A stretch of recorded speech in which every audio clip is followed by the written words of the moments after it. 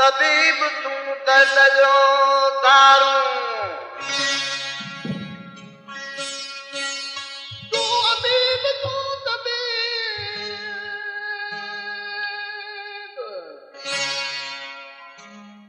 ओ तू दर्द जो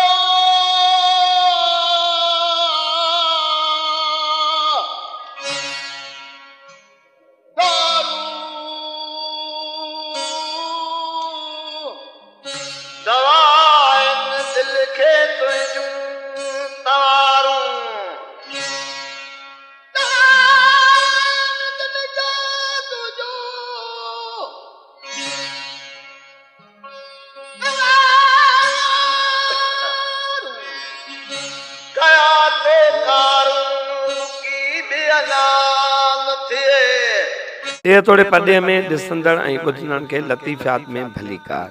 अज असां जी खिदमत में सुर यमन कल्याण जो मुख्तसर तारफ पेश करे रहा आहियूं। यमन कल्याण कल्याण जो किस्म है। यमन जी माना है मन के रोकण। हिन सुर में शाह साहब मन के वस में आण लाए हिदायतूं तो दिए। डमर दुख आए ऐं सब्र में सुख। सभिनी सा मन मारे मेण करण घुर्जे। चवंदड़न जो चयो विसारजे ऐं अण चवंदड़न के कुछ न चेजे।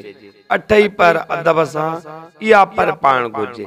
जंजी सोबत में मन जो आज़ार वधे तन का किनारो करण घुर्जे ऐं जंजे सुंग में दिल जो दर्द दूर थिए तन जे वेझो पखार जन।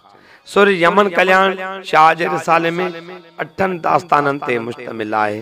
त पोइ सुर यमन कल्याण मां अचो त कुछ मुख्तसर बैत अवां जी खिदमत में अर्ज रख।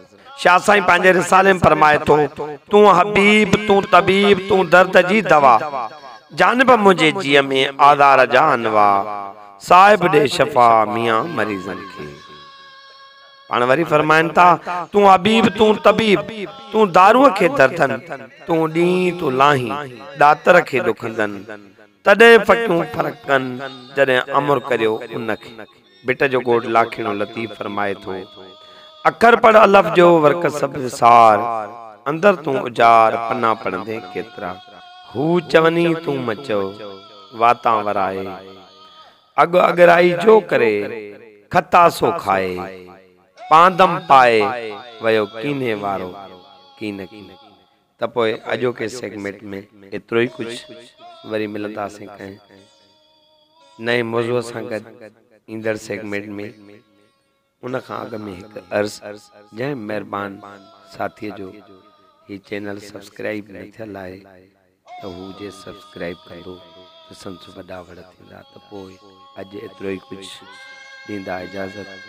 सिंध सलामत, साथ सलाम।